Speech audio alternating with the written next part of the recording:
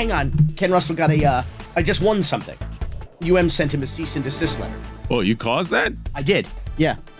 He used the University of Miami's trademarked logo to promote an event of his at Titanic, and the insinuation, of course, being that the University of Miami endorsed him. So in addition to being trademark infringement, it's also likely a campaign violation that I'm sure the FEC will like to hear about. And it's appropriate, of course, that Ken is having an event at Titanic, which is a great bar, but his campaign's a sinking ship, so... Are you ready? Dad jokes! Are you ready? Ready, I thought...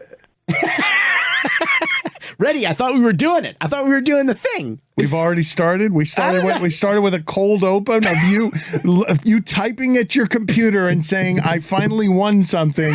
I got Ken Russell in trouble. There's a cease and desist. This passes for a great victory for Billy Corben. All I do is lose, no matter what, Dan. All right, we'll start there then. You've been wanting to talk about Ken Russell for many, many weeks now. I haven't wanted to. And then we keep talking about other things and don't end up talking about Ken Russell. So before we get to Esther Alonso and the awful thing happening to her, the human thing happening to her as government run amok, corruption run amok in Virginia Key ends up swallowing a woman who doesn't deserve to be swallowed. And before we get to Fernand Amandi, and he tells us how to vote, what's happening with the polling numbers, and what it is that we're headed toward next week with a big week of voting. Before we do that, let's get to Ken Russell finally after 3 weeks of ignoring him. Your nemesis, Ken Russell, where are we with him? Such a putz. I mean, this guy, like, he just can't get out of his own way. It's amateur hour. It's clown town. It's silly season. It's because Miami. I mean, he's just been a terrible city commissioner for 7 years. This is a guy, Dan, who never voted in an election before until his name was on the ballot. That's what kind of narcissist ego case we're dealing with here. And he's running this congressional campaign that is not a campaign, but it is just a pure ego-feeding quid pro quo for his corrupt vote on the Mel Reese real estate hustle on the soccer stadium, shopping mall, He was against it. He was against it. He was against it. And then when he was the deciding vote, he caved. For nothing. You got nothing that he said he wanted, nothing he claimed he was holding out for. He just all of a sudden caved. And why did he cave? He caved because Francis Suarez promised to help to pay him back through this congressional campaign, through donations that he can have his way with. And what he's doing is so destructive because he's doing it purely for his ego. He's got a Republican mayor who's quote unquote helping him by calling people up, shaking them down, because the guy's a sitting commissioner and Francis is the mayor, and basically saying, you want to do business with the city, you better pay up. You better, quote unquote, donate, basically bribe Ken Russell by donating to his campaign. Otherwise, you're screwed with city business. So these are lobbyists and vendors and contractors and special interests with business before the city who can't donate to Annette Taddeo, who is the far more capable, qualified. She's a state senator. She is in polling, not only beating Ken by like 50 points, but she is head to head with the Republican incumbent, Maria Elvira Salazar. So she's the real opportunity for the Democrats to flip that seat blue. But yet you have a Republican mayor in Francis who's trying to essentially sabotage the Democrats' chance to flip this because of Ken's ego, meaning donors can't donate to Annette because they're being shaken down to donate to Ken. Which is what Suarez promised Ken Russell in exchange for, can you just flip-flop on the Mel Reese deal? It's not a campaign. It is a criminal quid pro quo. We are watching in public a payoff happening between Beckham, Moss, Francis Suarez, and Ken Russell's bullshit congressional campaign. That's all this is. Okay. They got his vote by tricking him into thinking he could, with money, his narcissism, his ego would win? I don't know that it matters because he's going to have all this money because he can use this money. He doesn't have to return this money if he doesn't spend it and he loses. He has this money. He can live off of this money. He can try to be a kingmaker. This is a guy who, again, calls himself a community organizer, but never voted before his name was on a ballot. He won his first election because his opponent dropped out of the race weeks ahead of the election. Okay. And now he has basically just been an embarrassment to the city. He has betrayed his constituents. Coconut Grove has fallen. Virginia Key has fallen. It's become the least affordable housing market in the country. This guy has done nothing for nobody except for himself and Francis Suarez and the corrupt special interests and developers in this town, calls himself an environmentalist, which is a comical outrage. This guy has done nothing, Dan, but look for another race. 2 years into his first elected office, in his first race, in his first election as a voter, this guy announces he's running for Congress. And then he drops out of that race. His constituents are like, what about us? Don't you give a shit about the city? You're not going to finish your first term in office? You're going to go run for higher office? So he drops out of that race. Then he runs for re-election for the city commission and promises unequivocally, I am here to stay to complete my second 4-year term. I'm not running for anything else. 2 years later, he's running for Senate in the state of Florida against Val Demings in this Democratic primary. And everybody's like, what are you doing? So he goes, okay, I'll drop out of that race. And now I'm going to enter the congressional race in the 20. The guy's run for 3 different offices in the last 3 years. I mean, it's pathetic, and it's absolute transparent corruption. And the latest is this Yutz advertises an event at actually a great brewery, a very popular place called Titanic next to the University of Miami campus, next to the All Cane store, really popular spot, a great place in Coral Gables. And he's got this flyer that it's a University of Miami meet and greet. I don't know how it's University of Miami meet and greet. It's not on campus. It's, it has nothing to do with the University of Miami, but taking up about a quarter or more of the page of this flyer, and it's papered all over the campus. It's all over the internet, is the U logo, the orange and green. And I opined on social media, I'm like, did the University of Miami endorse you? Because the U logo on this campaign flyer certainly implies that. And using it without permission is not only a trademark infringement, but it's likely a campaign violation. I gotta ask a question. Does he know anything about law at all? He doesn't know anything about anything. The guy is literally a champion yo-yo player and like a paddleboard salesman. Those are his sole qualifications. He's running against a woman who fled to the United States from Colombia after her father, who was a World War II pilot. This is Annette Tadeo. Her father was kidnapped by Marxist rebels in Colombia, financed by the Cuban regime. They flee to the United States. She starts from nothing. She builds a successful small business. She overcomes adversity left and right and becomes the first Latina Democrat ever elected to the Florida State Senate. And now she's running, by all accounts, head-to-head against the Republican incumbent in Florida's 27th district. This is a woman whose credentials are unassailable. None of that socialism, comunista bullshit sticks to her with her background, number one. Number two, all of her positions are not just mainstream Democratic positions. Her positions on healthcare, on abortion rights, on gun control, they're all consistent with the mainstream of Miami-Dade County, the vast majority of American voters, and certainly Florida's 27th congressional district. Okay, this guy is just constantly in the way. He has no constituency. The progressive caucus of the Miami-Dade Democrats completely disowned this guy. He has no constituency. He has no base.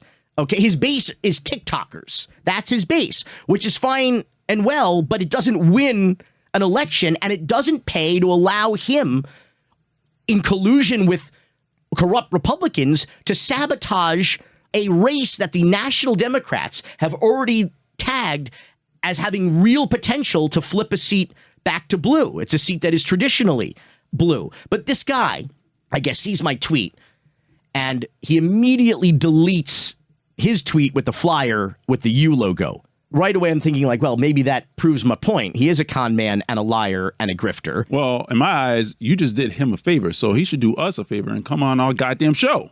You've been calling, you've been asking, you've been searching for him. Near, far, wherever you are, to make another Titanic reference. Only appropriate, by the way, that this event is at the Titanic Brewery because his campaign is a sinking ship. That joke already landed poorly when we did the cold open before that is being kept in. This is your second time. In? Yes, you idiot. You told me to keep it going, and then you just, yes, it's the second time that joke has made an appearance now.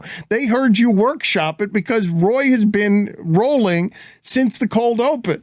This is what I get for testing material in front of a live mic. But you didn't get a good response in front of from any of us. You said it was a dad joke, and then you went in and made it again. There's nobody here. What are you talking? There is somebody driving around laughing his or her ass off right now as we speak. Oh, this guy is here.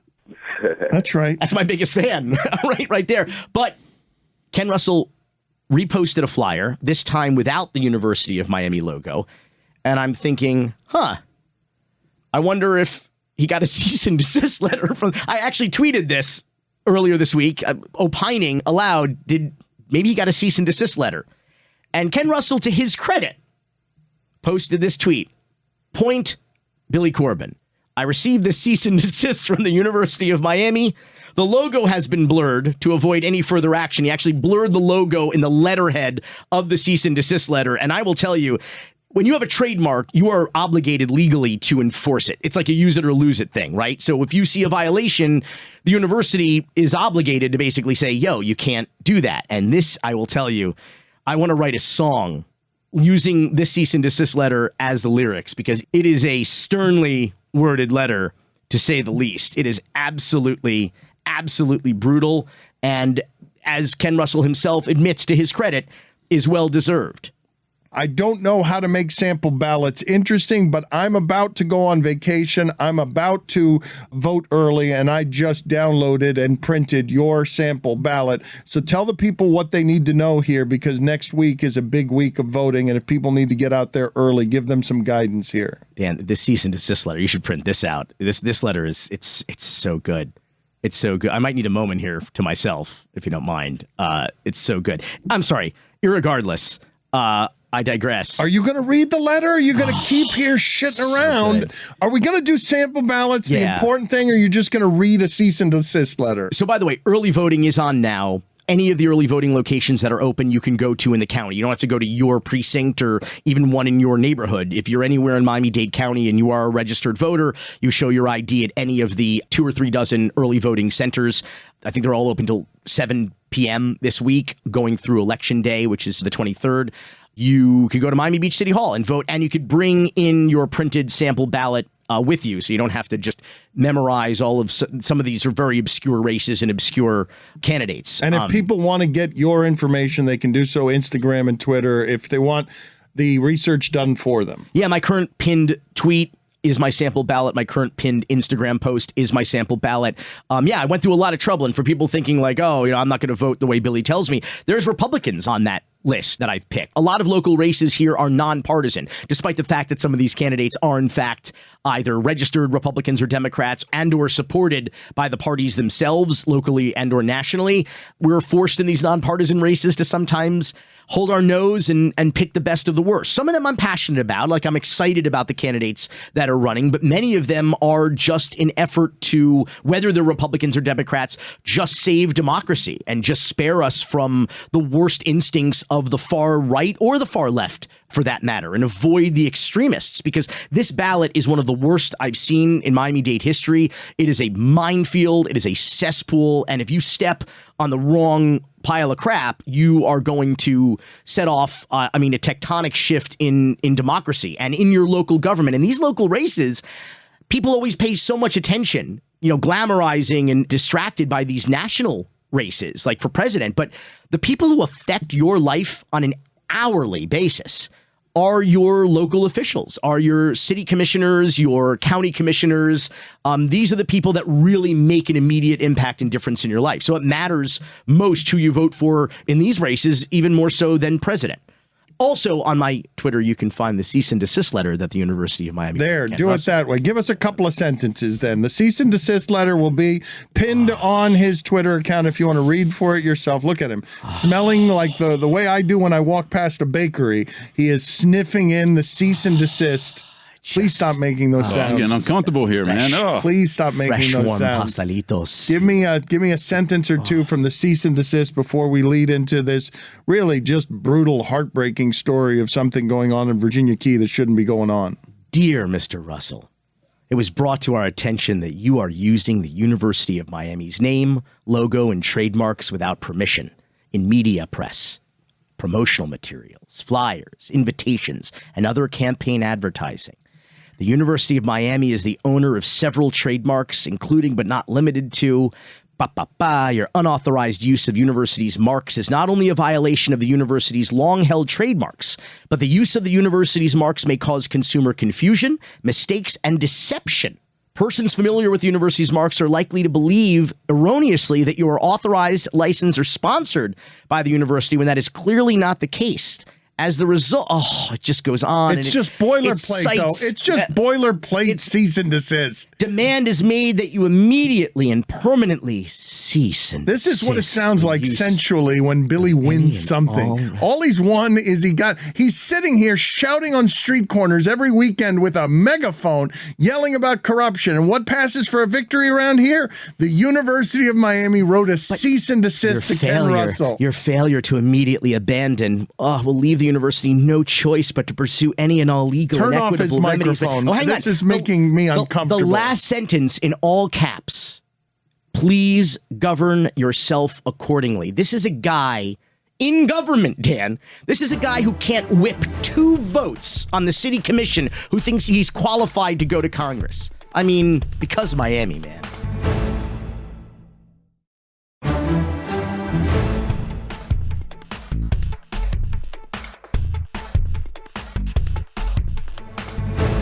Always good when Billy gets extra outraged, and he's brought in Esther Alonso here with us so that people can feel how outrageous some of the things that Billy has been claiming for a while. They keep happening around here. We've told you about Joe Carollo and how he's basically armed guard for state militia with the way that he behaves with ball and chain in Little Havana, and now you've seen what's happened over the last couple of weeks with Virginia Key. Billy, get people caught up on what we've done the last couple of weeks and how appalling this is, what's happened now to Esther Alonso, the founder of the Virginia Key Outdoor Center. Yeah, City of Miami is my favorite telenovela, this government. But the problem is there are real victims. In this case, Esther and Ball and Chain, as you cited, private businesses that are being retaliated against for political reasons, that Joe Carollo is sending out literally armed police officers to threaten, to arrest, to, in this case, shut down a business and put their employees out of work. Virginia Key is an extraordinary resource. First of all,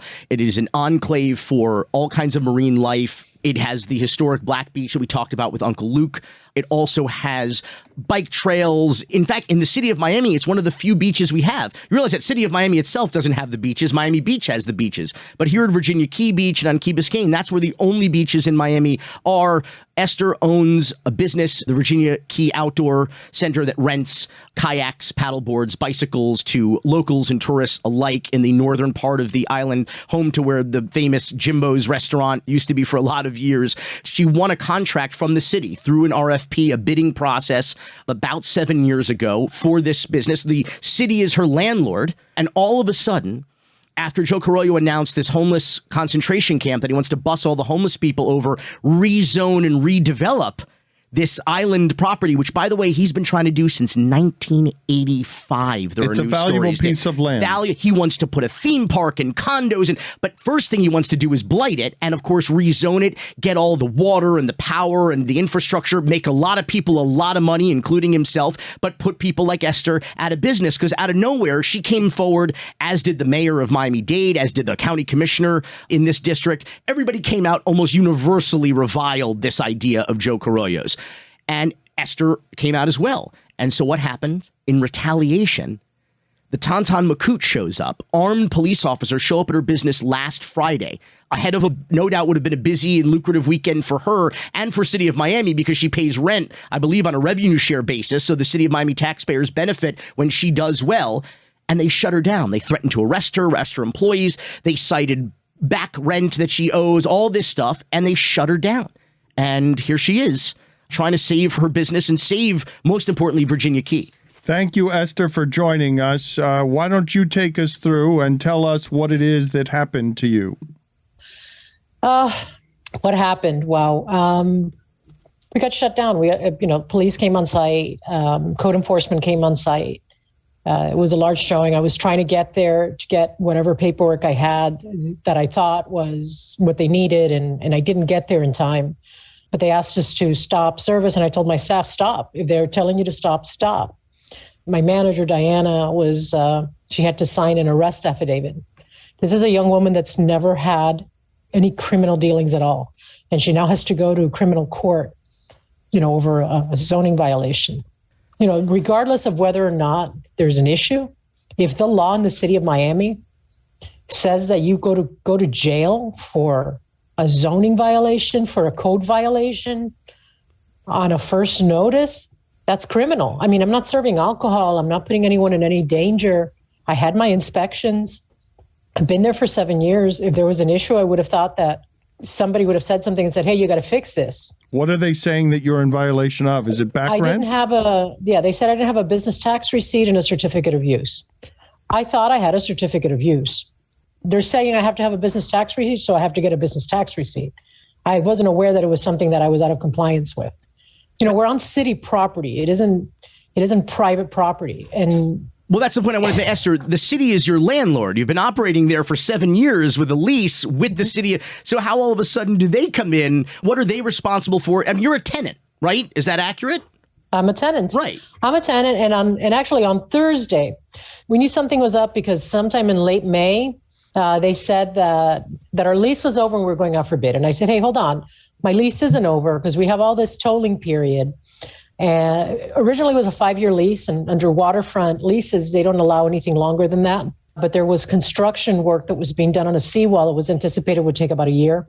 So the premise was that there would be an opportunity to toll the lease during that time so that we didn't we didn't lose a whole year on a 5-year lease. What we didn't expect was that we would have Irma and that we would have COVID. So during Irma, we had to move from the location because the city was dumping illegally in that very field that's the subject of this whole, fiasco. So we moved over to Marine Stadium, to this rundown building. And honestly, I was happy for the opportunity to just be able to work and give my people work. And people came out because after a hurricane, everybody was like desperate to get outside after being locked up for 2 weeks. So we were there until almost December. And then we had to go back to a regular space, which they were still in the process of cleaning up. Ever since we started operating there, it's been just one disruption after another. I think maybe the last year is the only time that we've really had an uninterrupted opportunity to operate. But do you believe that they have any grounds, or do you think this is obviously retaliation for you being publicly against what they were going to do with their project? I do, because when you're in business and when you have a dispute, you try to come to a resolution. Now they're saying that I was difficult in getting a meeting with them. I had a meeting at Commissioner Russell's office on August 11th, Thursday, that his office facilitated because I couldn't get an in-person meeting with anyone from Parks or anyone from real estate to discuss what was coming up. And I don't think it's unreasonable to ask, hey, what's the plan here? How do I plan ahead? What's going on? Look, if I had to rebid for the space, I had to rebid. We had been trying to get in front of them to present a proposal. And their response to me was, well, go to the unsolicited bid process, which is a really expensive and drawn out process that still goes to bid. But at the same time, they're getting into all these other deals that are for-profit bid deals. And this is going through our nonprofit that we established. So there was a resistance, which didn't make sense. The city's making a play, right? I mean, the city's making a real estate play for the property, no? City's making a play. I'm in the way. Right. All of a sudden, they're reneging on all the tolling periods and the rent abatement. Right. So then they're claiming, oh, you owe me all this base rent. Well, ironically, I took documents with me to that meeting, and they asked me not to give it to them, but to email them, which I did the next morning, including a spreadsheet. Because on the 9th, I get a list of the payments that they credited to my account. And some of them, there's two types of rent. There's annual rent, and then there's monthly rent. The monthly rent was problematic to begin with. It's not a large amount. It started at $750 for the first year, went to $1,000, and then increased 3% every year thereafter, plus sales tax. And they also add this thing they call a pilot fee, which is payment in lieu of taxes. And I looked that up, obviously, after all this closure. And what I read is that it's when the federal government reimburses a city for tax revenue they would have lost for the use of the land. Mm. Well, the city of Miami apparently has decided that they also apply this to all the leases. But it's not a huge number. It's $70 that increases every year by 3%. So I do the calculations, and what I come to find out is that what's actually happened is that I was being overcharged rent. Even if we count in those 16, 17 months where there should have been base rent abatement, where the rent wasn't due, I've overpaid my rent. Do you owe any rent? And even if you did, or there are code violations, what kind of warning did you get from the city before armed police officers came in, threatening arrest and shutting your business and your summer camp down? Pretty much none. In the last year, there has been such enormous disorder. They hired this new person. It's like talking to a debt collector. When she told me that I said certain things, I said, I didn't say that. Communicate with me in writing and I'll send it to my accountant and my attorney. I mean, I didn't have an attorney at that point. I still don't now. I'm in the process of trying to hire someone. Esther, you're looking at this. You're Cuban. And does this feel American to you? This is how we lost our countries. All of our Latin countries have fallen to this type of just extremists. And people have this whole communist, fascist thing. If you really look at them, there is no difference. It's just they behave the same way. They're gangs of bullies and they come after you and they take a little bit of something that might be based in some grounds and some, reality. And then they spin it into this character assassination and accusation and persecution. Because if this was a problem, then why were they going to be discussing anything with me moving forward? When I left that meeting, I left with the idea, and I wasn't the only one that had that concept, that we were going to be reconciling all the accounts so that we could come up with whatever numbers were. And my annual rent is coming due. They're asking for reports from years back because apparently they lost those too, but they have them. And so now it's back on me. Yesterday, they had a PR person on a Spanish language radio, which I think has really pissed them off because I'm fluent in Spanish. And she was going on about la señora this and la señora that, and this but we relied on her. We looked to her to be compliant with her lease. And I'm like, you relied on me. I relied on you. And for 5+ years, it wasn't a problem. For 5+ years under Director Rotenberg, I didn't have to worry about somebody trying to do me dirty. If I could do something, they would say yes. If I couldn't do something, they would say no. I wish in hindsight that I had been more pessimistic and that I had been more cynical and that I had documented every conversation. And, it's so frustrating because they're acting in bad faith. Esther, I've seen the surveillance video from your store. Again, not just code enforcement, but armed police. Miami Police Department comes in with kids and families and your employees. You were born in Cuba, came to the United States with your family when you were 5 years old after your father was identified by the Cuban military as a traitor to the revolution. How does that make you feel when you watch that surveillance video from your business? It makes me feel like there's a fight I need to take on. Some of us have fight or flight. Clearly, I come from a long line of fight. So, it's amazing. Some of the comments, people are like, well, maybe if you shut your big mouth. Yeah, if I shut my big mouth, you know what? We'd all be screwed. You must be scared, though, too, right? Because this isn't a small fight. Sure. I don't have the resources the city has.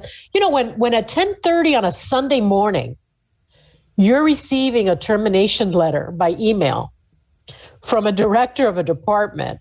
I mean, yeah, that's normal.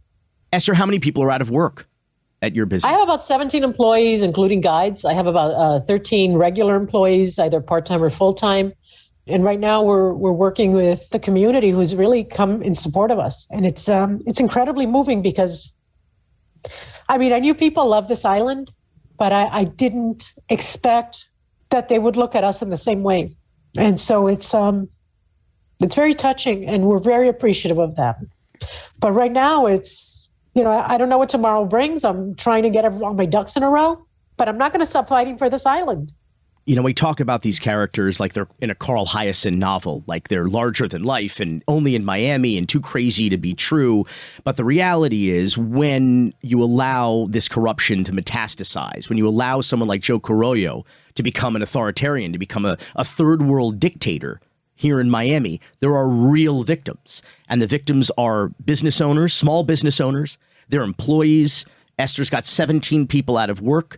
Ball and Chain had dozens and dozens of people, and all of those people have families, have rent to pay in what is now the least affordable home market in the entire country.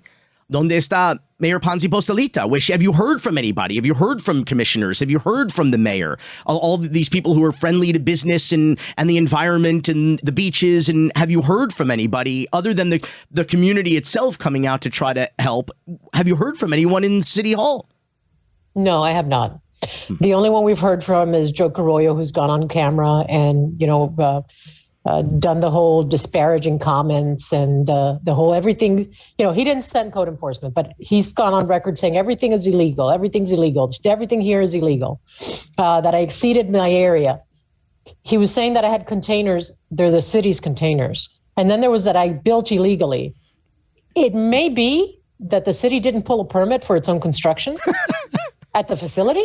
And I think he thought he was going to stick that on me because it's something for the deck. And I'm not 100% sure on it, but I wouldn't put it past them. And in all honesty, if there's a problem with getting licensing, I wouldn't be surprised if it has to do with that because the county's involved on that end of it. So we're trying to figure out exactly why there was a holdup. Look, if you got someone that isn't in compliance, and I include myself in that, you tell them, hey, you're not in compliance. You need to get up to compliance. And then we work towards it. Worst case scenario, Esther, this is a landlord-tenant dispute. The problem is the landlord is the city. What the city has done with this dictator, Joe Carollo, is they've criminalized these disputes when you have them with the city in a situation where they literally, and they did this, the ball and chain owners also own this taqueria restaurant on Calle Ocho. They came in one night, of course, prime time. They wait for the weekend when business is going to pick up and you could generate a lot of revenue just to screw your weekend and to screw your employees and their tips. These are not people living paycheck to paycheck. They're living tip jar to tip jar. And they came in and they arrested the manager of a bar and taco restaurant. Again, like Esther's manager, a young person with a family, working a job, trying to make ends meet in this city, and no criminal record, and suddenly they're arresting them for going to work at night. It's outrageous. Esther, what kind of recourse do you have? At this point, it's legal. I'm trying to find attorneys to represent us. There are a few folks that are looking at the case and seeing how they can help on a pro bono basis. I'm not poor, but I don't have the resources to fight this. I'm fighting an entire city. I'm hoping that some of those eggs will hatch in the next day or two, and that we'll be able to, provide a response to the city and move forward. But for the business, we're packing up and we're moving out because we've been kicked out. And unless they change their minds, which I'm not counting on that, we're out of there by September 13th. Even today, I get another email from them asking for, more stuff that they're supposed to have and changing terms that existed before. It's like, you don't get to rewrite everything just because you want to get rid of me. All they had to do was terminate my agreement and tell me to leave. And I would have really had no recourse because it was the end of my agreement and they're within their right to do it, even though that's not the way it's done anywhere for a concession. Okay, but they could have done that. And nobody would have been able to say anything. But instead, they decided to take punitive action and to punish me. And that's where the difference comes in. You are punishing me. You're trying to disqualify me from any future business with the city and with any other municipality, because then I would have to disclose that I've been debarred. So don't tell me that this isn't punitive action and that this isn't retaliatory, because some people are like, oh, this such and such owes 140,000 in rent. Maybe she shouldn't be talking. Okay, I don't know 140,000 in rent. Bottom line is you spoke up, as is your right, and this is political revenge. And you're not only going against the city, I hate to tell you, as you know too well from being here your entire life, that you're also going against, multi-billionaire developers and the real estate oligarchs that run this town, that own our politicians and that property where your business is. And I'm sorry this is happening to you. Is there a GoFundMe? Is there any way to help support your 17 employees who are now out of work because of Joe Carollo's corruption and the failure of the state attorney, Kathy Rundle, and the Broward state attorney, Harold Pryor, to do anything about his corruption? We have not set anything up. I know a few folks have asked if we have it, and I feel weird doing that. I mean, for the employees, I would love to do that. I already told them whatever I can get from the sale of the equipment, I'll put back towards their salaries, because in a normal situation, you close down, a new operator comes in, and then you have an opportunity to sell the stuff over, and the employees have an opportunity to get hired. Right. But not here. Oh, so you're selling the kayaks and the bicycles and the wakeboards and the paddleboards. Yeah. I'm going to have to sell everything. Yeah. Jesus. Esther, I would urge you to get us some information on a GoFundMe so that the people who are moved by this that would be interested in helping you and your employees could at least do something here so you don't get just run over by train tracks because they can. Thank you, Esther, for sharing your story with us. Thank you, and I'm sorry I had a naked man running behind us.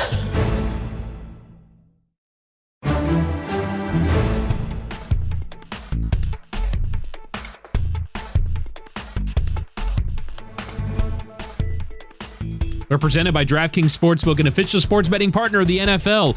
Download the DraftKings Sportsbook app now and use code Dan for a special offer when you sign up. That's code Dan, only at DraftKings Sportsbook. Congratulations to Fernand Amandi. I believe he is the first two-time guest in the history of Because Miami. Why is he with us here today, Billy? Is it because he does research, he knows where the numbers lead us, and we've got some important voting that is coming up here in short order? Oh, yeah. I mean, Fernand, in addition to being a poli-sci professor at the University of Miami, he's the managing partner of Bendixson Amandi, which is the nation's leading multilingual and multi-ethnic public opinion research and strategic communications consulting firm. All that to say that we have a crucial primary in the state of Florida next week. And we wanted to update everyone on the state of the major races, or I should say the major race, which is, of course, the Democratic primary for governor, which right now the front runners are, of course, Charlie Crist. Charlie Crist is the former Republican governor of Florida. This is up right here. This history, this history of Charlie Crist is something to behold. We get nothing but bad people to choose from. So go ahead and give the people his history. Charlie Crist is the former Republican governor turned independent senatorial candidate, turned Democratic congressional candidate, turned Democratic gubernatorial candidate. Do I have that right? Fernand, who says Florida isn't the land of reinvention? He doesn't stand for anything except getting elected however he can get elected. I would argue that Charlie Crist saw the writing on the wall before many Republicans did. You've seen a lot of Republicans in the last 6 years say, I didn't leave the party left me. Charlie Crist was kind of the hipster Republican who said, this is not the party that I joined, that I was a governor representing in the state of Florida. And to his credit, he said, I was wrong. I was playing for the wrong team. And now Fernand, what is the polling now? Him against Nikki Fried, the current agriculture commissioner of the state of Florida, the only statewide Democrat elected here in Florida. What is the state of the race? Well, Bill, I mean, the state of the race, by looking at the public and even some of the private polls that some have shared with me, suggests that Charlie's going to win this pretty comfortably, actually, on primary day.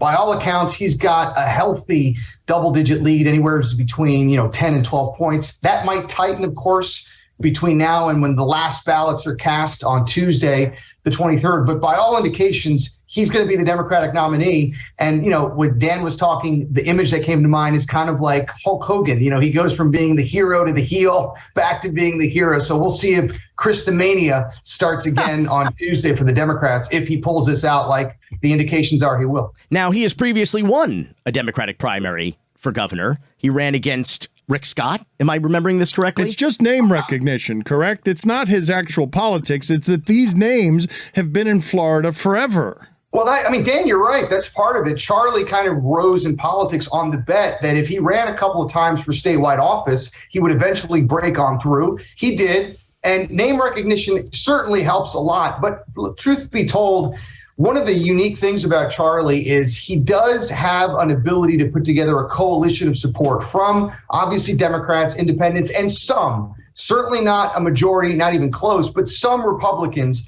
And if you remember that 2014 race when he ran against Voldemort, he came really, really close to beating Rick Scott in an election year that was really, really bad for Democrats across the country. That was the 2014 midterms.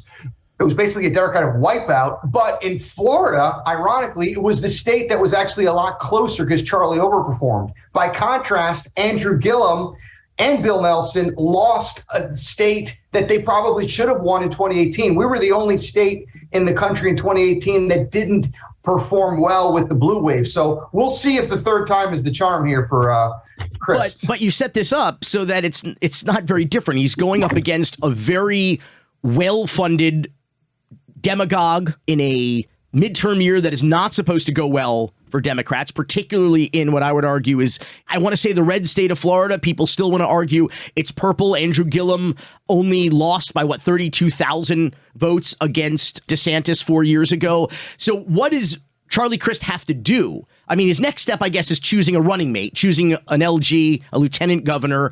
That could make some noise on a national scale. That could get some donations to come in to go up against DeSantis's war chest. He is a national Republican figure right now. Everybody assumes if DeSantis does get reelected in November, he will be the next Republican president and destroy Trump. So with that kind of money, he can't lose, can he?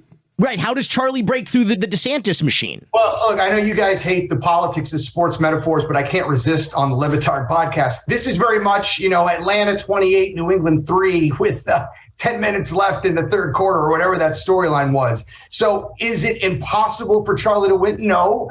Does he have to make up a lot of ground? Yes. But the good news is that the conditions are starting to change, not just in Florida, but nationally. And I think it come down really to one issue: the overturning of Roe versus Wade, and what that has done, not so much only on the issue of the abortion debate, but rather how it paints a Republican Party that is just unhinged, so far outside of the mainstream and anti-freedom. That is creating a completely different frame through which voters, I think, are now looking at the 2022 midterms. So if Charlie runs a smart campaign going into the general and makes a lot of decisions that I think will help him and maybe put the wind at his back, he can pull off an upset. It's not over yet, but the odds are against him. So if he wins, the next big decision is lieutenant governor. I mean, really, whoever wins, whether it's Nikki Fried or Charlie Crist, that'll be the next big press conference. So where do we go next then? What do the Democrats do to make that kind of noise and start to puncture some holes in DeSantis's armor? You're absolutely right, Billy. And the big problem that the Democrats have, whether it's Charlie who wins or Nikki, right now there is a lot of folks across the pundit class, across the donor class, that just don't think the race is winnable. So the race needs to be made national. It needs to be nationalized. It needs to be injected with, a dose of something that says to people, you know what, we're re-energized, we're re-engaged. And I think there is a way to do that with the LG selection. Like presidential campaigns, people do not vote for vice president. They don't vote for LG, but they do vote for what the narrative frame of the election is about. And if you don't put DeSantis on the defensive, if you don't put him in a narrative box where he's having to defend things that he's done that are obviously outside of where the voters are, then I think he's going to want to play on friendlier terrain. And I think the way Charlie or Nikki can do that is by picking one person that has emerged in the last couple of weeks on a silver platter for LG. You've narrowed it down already? It's better to be lucky than good. And Charlie or Nikki, if she wins, we're going to be handed a very lucky plate here, because when DeSantis decided to suspend the duly elected, by the way, twice elected state attorney from Hillsborough County, I see where you're going. Andrew Warren. We talked about this on the show. It happened, like minutes before we went on. So this, by the way, is the first time a governor has suspended a state official that has not been suspended for malfeasance or indictment or any kind of law breaking. It is an illiberal, almost unconstitutional decision of DeSantis extracting political vengeance on someone who simply said, I'm going to defend the rights of women as we test the constitutionality of the overturning of Wade. That now becomes a pick because of his suspension, because he's someone who is also, I think, very qualified to be governor if, God forbid, something were to happen to Charlie if we were to win the race.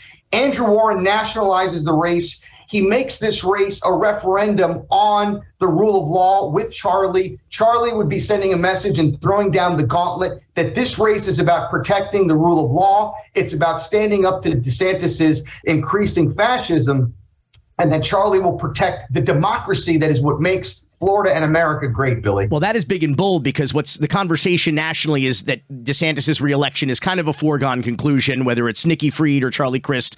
They're swimming against the tide. That would shake shit up, dude. I mean, that would get, like you said, Democratic donors nationally energized. They don't have any other chance other than to surround the cause of Roe versus Wade and weaponize that. Well, that said, Fernand, you are in the country the preeminent multilingual consultant and polling firm. very often there's a conversation among the consulting class, particularly with Democrats and Republicans alike, about checking boxes and profiling potential candidates. We need a woman, we need a Hispanic, we need a person of color. This would be a ticket with 2 white men. Is that problematic? Well, look, I mean, if Andrew Warren was Hispanic, I'd say pick Hispanic Andrew Warren, but it's not what this race is about. And look, take it from me. I mean, I have run statewide campaigns that have been successful because of the Hispanic vote. But that doesn't mean pandering necessarily by just checking a box and putting a Hispanic or an African American or any other minority on the ticket for the sake of doing so. There is still a way to communicate to those voters that the candidates value what they're concerned about, that they're engaging in the community. And that can be done, I think, very effectively with Andrew Warren and Charlie Crist, even if it's 2 Anglo men on the ticket. It's not about playing the ethnic politics of, checking a box, but rather what the campaign is willing to do and fight for and who they're fighting for. And I think if they could make that case, Billy, as Dan says, weaponize this issue, which is the galvanizing issue nationally, then I think they have a real chance to excite people and get others to take another look at this race so that they're going to open up their checkbooks and say, you know what? People are saying Florida's done. I don't think so. We got Tom Brady Warren on the ticket there, and maybe we can pull off the massive comeback and save the state in the process. That said, I mean, this is kind of outside the box thinking, and it's the kind of bold move I think the Democrats need to energize not just that race, but the entire slate, because Andrew Warren was politically fired by the governor, removed from his duly elected office, twice elected in one of the largest counties, Hillsborough, in the Tampa Bay area, one of the largest counties in the state of Florida, because he'd said, I'm going to defend the rights of women and their doctors to make decisions about their bodily autonomy, as well as trans people in the state of Florida.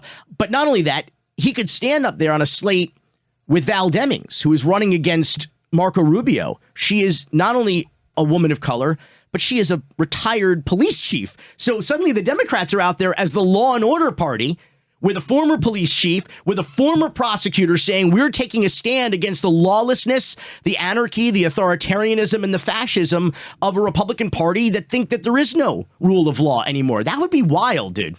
Yeah, I mean, the one quality I've learned over the years, what gets people to vote for you and excited about you is when they think that you're going to go out and fight for them and defend their interests.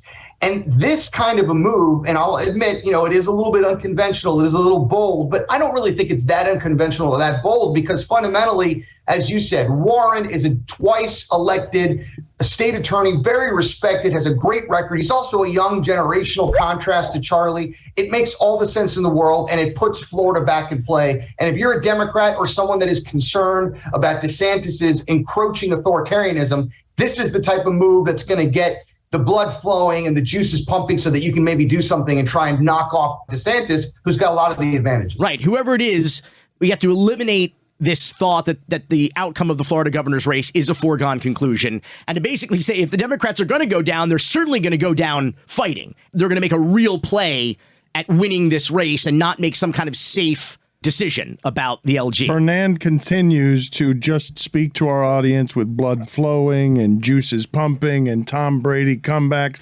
He just tries to reach our audience. Thank you for trying to bridge the divide. He wants to be the first 3-time guest on Because Miami. We appreciate it, Fernand. Thank you for being on with us, sir. Thank you, Dan. Thank you, Billy.